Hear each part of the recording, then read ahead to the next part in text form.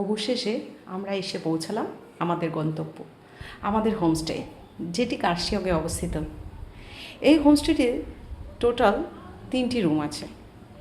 Room 1 যেখানে 5 জন থাকতে পারে, রুম 2 যেখানে 4 জন থাকতে পারে, আর রুম 3 যেখানেও 4 জন থাকতে পারে। প্রতিটি রুম থেকে দিগন্ত বিস্তৃত চা বাগান দেখা যায়। এটি হলো হোমস্টের ছাদে যাওয়ার রাস্তা, আর আরেকটি রাস্তা নিচে চলে গেছে, যেটায় ডাইনিং আর হোমস্টের ওনাররা থাকে। দাদা আর বোনু তো এসেই শুরু করে দিয়েছে, খেলনা চারিদিকে ছড়িয়ে দিয়েছে। আমরা ট্রলি ব্যাগ যত তাড়াতাড়ি না ঘরে ঢোকাতে পেরেছি, তার আগে তারা খেলনা সাজিয়ে ফেলেছে, কারণ তারা তাদের খেলনার জন্য আলাদা ব্যাগ নিয়ে এসেছিল। এই দেখুন, এটি হলো উইন্ডো থেকে ভিউ। এখন তো আজকের ওয়েদারটা অলরেডি বিকেল হয়ে গেছে, প্লাস মেঘলা আকাশ, সেই জন্য অত পরিষ্কার দেখা যাচ্ছে না। কিন্তু আমার কাছে কিছু ভিডিওস আছে যেগুলো দেখালে আপনারা বুঝতে পারবেন যে যখন চা বাগানটা পুরো সবুজ থাকে তখন কত সুন্দর লাগে।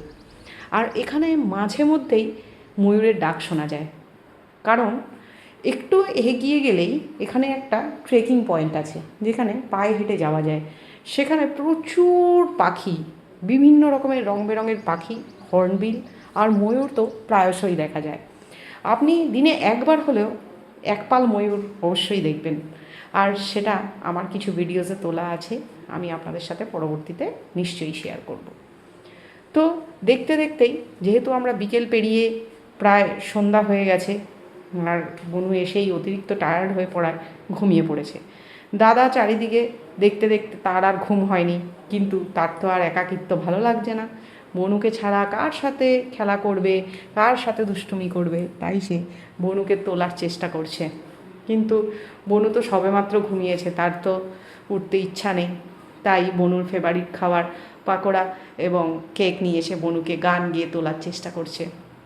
কিন্তু বনু তো সবেমাত্র ঘুমিয়েছে, প্লাস ওর কালকে ট্রেন জার্নিতে সেইভাবে ঘুম হয়নি, প্লাস আজকে প্রচণ্ডই দুষ্টুমি করেছে, সব জায়গায় এত এনজয় করেছে, লাফালাফি ছুটোছুটি, যে তার শরীর তো অবশ্যই ছেড়ে দেবেই। তো সে উঠতে চাইছে না, আর দাদাও তাই জোর করে তাকে ওঠাবে, কারণ দাদার তো খেলার সাথী নেই। আর এদিকে আমি বলে দিয়েছি যে তুমি কিন্তু বনুকে তাড়াতাড়ি তুলে ফেলো, কারণ না হলে রাত হয়ে আসলে এখানে তো 10টার পর আর জেগে থাকা যাবে না, কারণ এখানে সবাই শুয়ে পড়ে। তো সেই কারণে সে যদি সন্ধ্যে 7টা অবধি ঘুমোয়, তাহলে আর কখন রাতে ঘুমোবে? তখন তো রাত্রে 12টা 1টা অবধি তার চোখে আর ঘুম আসবে না। এদিকে আমরাও দুপুরে ঘুমোইনি, আমাদেরও তাড়াতাড়ি ঘুম এসে যাবে, তখন ওর জন্য ও জেগে থাকলে আমাদেরও ঘুম আসবে না। সেই জন্য দাদা তাকে তোলার চেষ্টা করছে, আর বনু ততবারই বালিশ জড়িয়ে আবার শুয়ে পড়ছে। দাদা তখন ভয় দেখাচ্ছে, আমি কিন্তু তাহলে কেকটা খেয়ে নিলাম খুলে। বনু তখন একটু চোখটা খুলে দেখে নিচ্ছে, দেখে নিয়ে আবার বালিশটা মুখের মধ্যে গুজে শুয়ে পড়ছে। তো এরকমভাবেই দাদা আর বনুর দুষ্টুমির মাধ্যমেই ওরা বড় হোক, আমি এটাই চাই। আমার কিন্তু খুব ভালো লাগে ওদের এই সুন্দর সুন্দর মুহূর্ত, সেই জন্যই আমি ক্যাপচার করে রাখি। এই দেখুন, এটা হলো রাতের উইন্ডো থেকে আপনি এই রকম ভিউটা পাবেন। কারণ আমি আপনাদেরকে প্রথমেই বললাম যে এর দূর দূরান্ত অবধি বাড়িঘর নেই, তাই দূরের যে পাহাড়, সেই পাহাড়ের কয়েকটা আলো দেখা যাচ্ছে।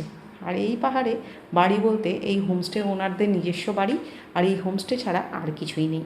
এই পুরো চা বাগানটাই ওনারা পূর্বপুরুষেরা কেউ হয়তো না কেউ দখল করে এখানটায় ছিলেন, তো সেই জন্যে এই জায়গাটা ওনাদের হয়ে গেছে। কিন্তু আগে যখন এটা চা বাগান ছিল পুরো, তখন শুধু চা বাগানের মধ্যে ওনাদের বাড়িটাই ছিল। পরবর্তীকালে সরকার ওনাদের থেকে এই জমিটা নিয়ে, কিছুটা জমি নিয়ে রাস্তা তৈরি করেছে, যেটা সিভিটার চা বাগান নামেও পরিচিত। দেখতে দেখতে ডিনার টাইম হয়ে গেল, আমরা নিচে চলে আসলাম, আর নিচে আমাদের জন্য অপেক্ষা করছে দাদা আর বনুর ফেভারিট ডগি। তো তারা অনেকক্ষণ তার সাথে খেললো। খেলাধুলোর পরে আমরা ডিনার সেরে আস্তে আস্তে ওপরে উঠে